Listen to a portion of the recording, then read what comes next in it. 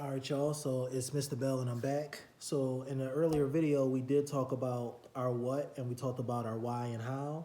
So I'm just going to give you a little bit more insight on what we're going to be doing, why we're doing it, and then how. Okay. So if we're talking about what a pronoun is, of course, you've already been told by every teacher, I'm sure, oh, a pronoun takes the place of a noun. Well, I mean, some might say, well, what does that even mean? So basically, you're going to simplify it as best as you can, and you'll say a pronoun is going to replace a noun so that I don't have to keep saying the noun. So like if you're talking to your friends and you're like, yo, man, Mr. Bell was putting up those YouTube videos.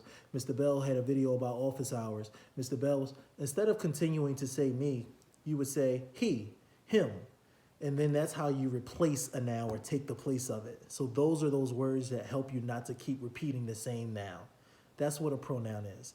Now we're going to get a little bit more in depth with it, where we're talking about how we can avoid vagueness. And when we're talking about introducing a subject, the pronoun is going to come after we talk about the subject.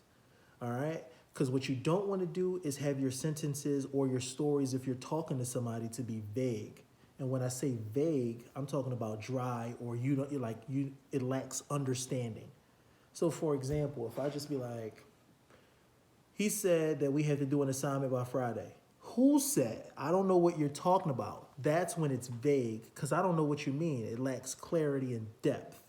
So we have to introduce the subject first, and then the pronoun will come after. So if you say Mr. Bell on the first end, you can always say he, him, they. Like if you're talking about multiple teachers or whatever. But you always want to be able to introduce the subject before you give us those pronouns. And that's how you're going to clear up a little bit of that vagueness that we talk about. And you'll start to see more of that in language, especially with the worksheets on Quell that you're going to be doing.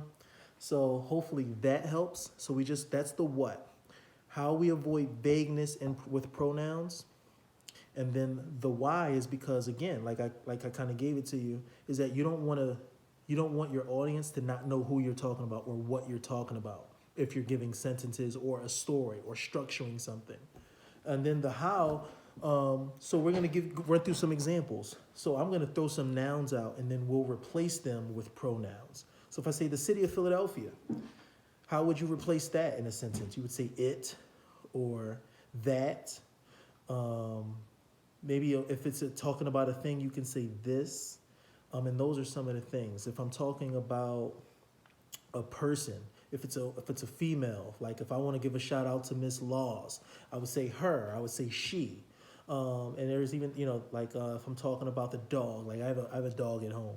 So then it's like it. You can say he, like a dog can kind of be a thing. We kind of personalize dogs or pets. So you can say he or she if it's a boy or a girl. But some of those words that we replace just always have to come after the subject, all right? So remember that, and then we'll be able to get through these worksheets like nothing. It'll be really, really super easy, all right? So like this if it helps. Unlike if it doesn't, I'll be able to see the feedback, and then tune in for office hours. I see y'all, all right?